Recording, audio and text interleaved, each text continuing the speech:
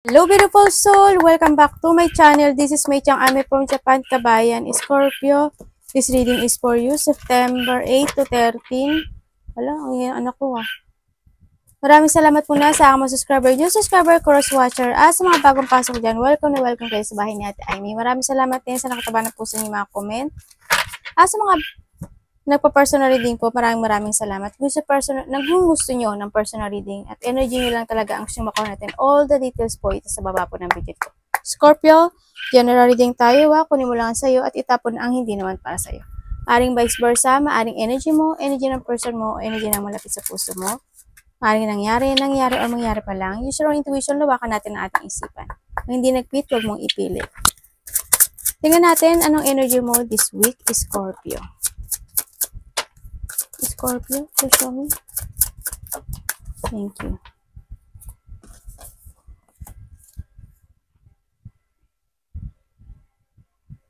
Wow.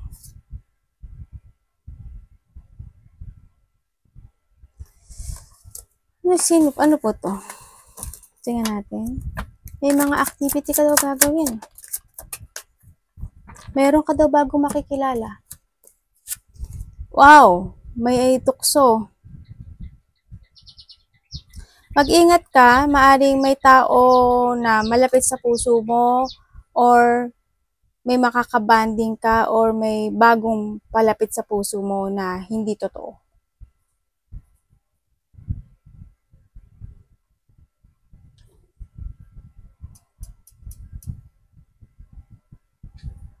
May tao dito na nagpapanggap. We have the devil, tingnan mo. Iba dito meron kang malapit sa puso mo. Tingnan natin kung sino yung malapit sa puso mo. Sino po? Maring karelasyon to Sino po to? Okay.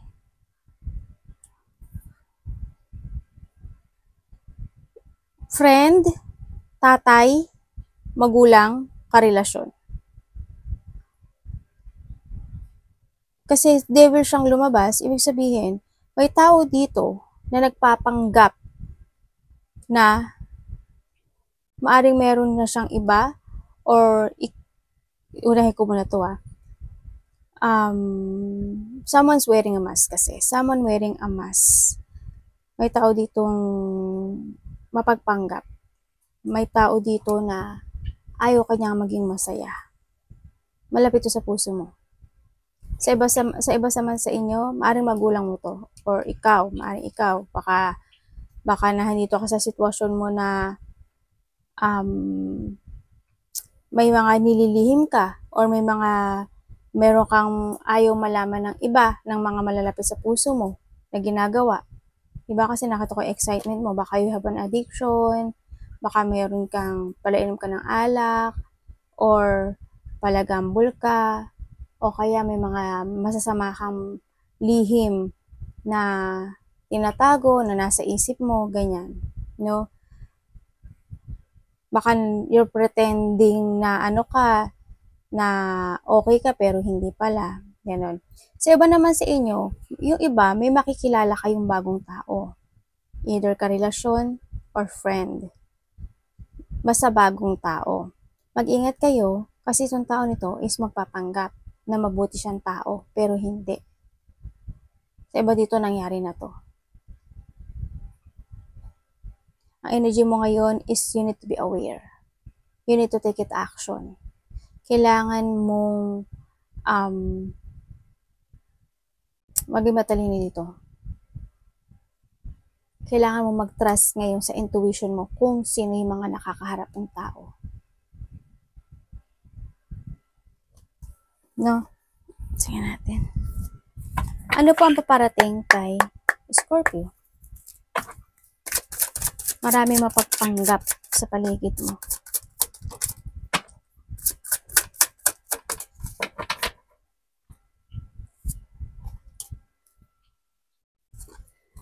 Bakit po?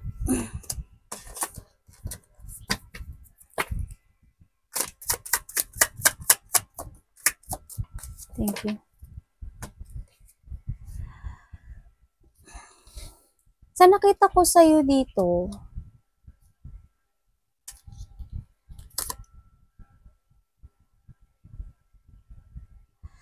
nakita ko sa'yo, lack of confidence ng mga desisyon sa buhay na maparating sa'yo. Mga tamang direksyon sa buhay, yan medyo malilito ka at maguguluhan ka. Sa nakita ko to, mapanghihinaan ka raw. Hindi ko alam why, may mangyayaring situation na mapanghihinaan ka. I hope hindi ka magkasakit. Maaring mag-iiba, may tao na mag-iiba ang landas, ikaw or ikaw ang mag-iiba ng landas. Nakita ko rin, paparating sa'yo is yung mga self-doubt sa mga tao makakausap mo, sa mga tao na makakasalamuha mo, sa mga desisyon mo sa buhay. Yan, may mga self-doubt siguro sa iba sa inyo. Kawalan ng, may mga pagdududa ako nakikita kasi. Yan, pagdududa rin, no? So, nakita ko dito. Ingat ka, maaring ito is nakakasamaan mo sa trabaho, karelasyon, or magulang. Ang nakikita ko to kasi we're also the devil. May tao, hindi ko maintindihan, bakit may tao ako nakikita na nag-iisip ng masama? May taong nag-iisip ng masama. Promise, meron. Yun na nakikita ko. May tao dito na, yun, masama yung isip niya eh. I hope hindi kayo yun. Ano dapat iwasan? Miss Scorpio. Thank you. May lungkot ako nakikita sa'yo.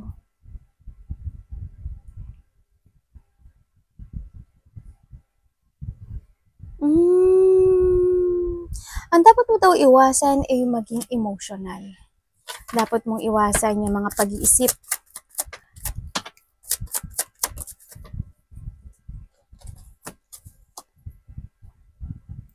Ang dapat mong iwasan is yung mga sitwasyon na feeling mo nag-iisa ka, mga sitwasyon na lungkot, iwasan mo daw yun.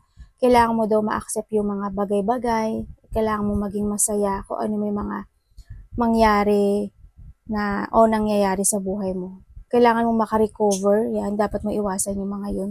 Emotional, pagiging emotional. No? Yung mga hardship, iwasan mo yun na isipin. Yung lungkot, baka minsan sumasakit na yung ulo mo, paa mo, masakit yung pakiramdam mo, ganyan. Ingatan mo rin yung sarili mo rin sa nakikita ko dito. Sa nakita ko sa'yo dito, malungkot ka pero masaya yung energy na pinapakita mo sa akin. Pero deep inside, ang lungkot mo. Masyado ka emotional. Iwasan mo yung pagiging emotional.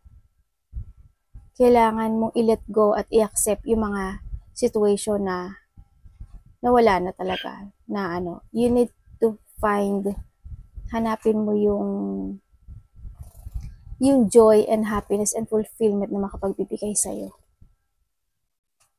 May pag-alis ako nakikita. May magta-travel ba? May pag-alis ako nakikita.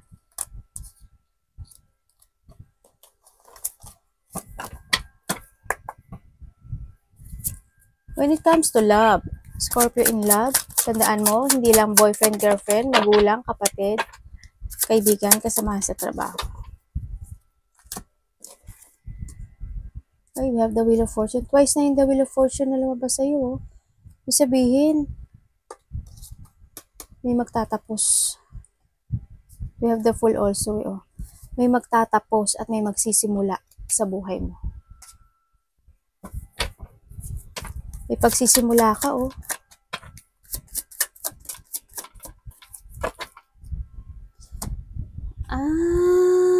Okay.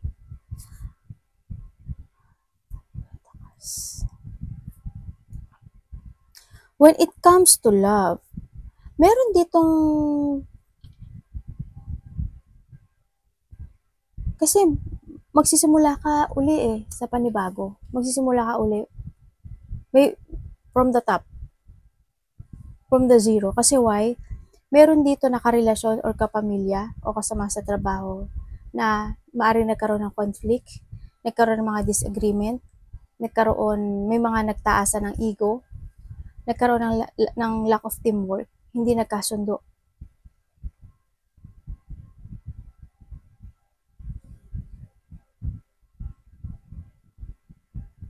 May magtatapos nga. May nagtapos or may magtatapos.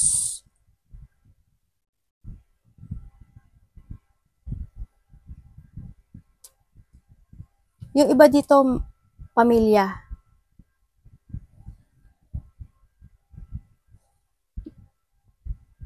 Magulang.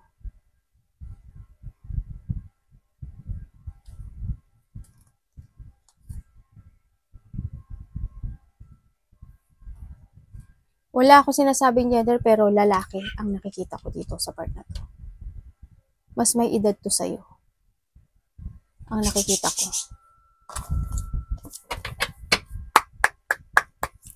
Tingnan natin, universe, what is advice? Well, kung ano man yung age niya, no? Pero yung sinabi ko lang yung nakita ko dito. Hindi man ganun kalaki yung gap mo or vice versa tayo. Hindi man ganun kalaki yung gap mo. Pero nakikita ko na may edad siya. Advice po. May tao dito na ayaw makipag-cooperation. May inaalaga ka bang matanda? When it comes sa iba sa inyo, may kapamilya ka na ayaw makapag-cooperate eh. Tapos, iba dito matanda. Maaaring ayaw niya makapag-cooperate sa'yo. Baka nagkakaroon na, karelasyon mo, ganyan. Kakaroon ng away eh.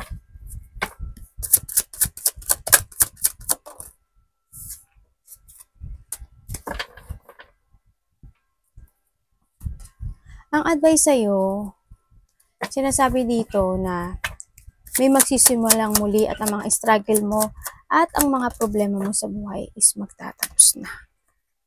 Papasok ka na muli sa bagong mundo. Ang advice sa'yo is, yun nga, may mangyayaring situation na pagtatapos, depression, separation, and yung mga yon is magtatapos na. As in, mag-end na yung pain na mararamdaman mo. No? Tingnan natin si heartache. Ibig sabihin, may maghihiwalay ng pamilya, karelasyon, magulang, or kasal. At yung situation na yun, bit mo yung burden na yun, ano, sa nakita ko sa'yo dito. Pero after nito is may paglago na mangyayari sa'yo. May renewal na magaganap sa buhay mo. We have the full din kasi, ibig sabihin nga, may bagong simula, may bagong direction na darating sa buhay mo na magaganap. Yes, magtatapos na yung mga sakit na nararamdaman mo sa ngayon. May mag-i-end na cycle sa buhay mo. May transformation. At sinasabi rin dito, yun nga, baka kasi in the past may mga nanloko no? May mga nagloko, nagtaksil. May magulang dito na masakit ang likod. Maaring nanay, ikaw, masakit ba likod mo? May bagong buhay. May pagbabagong buhay. May mga mangyaring magiging maayos ang lahat. Unexpected change ang mangyari ito sa'yo. No? Arigato namaste, God bless.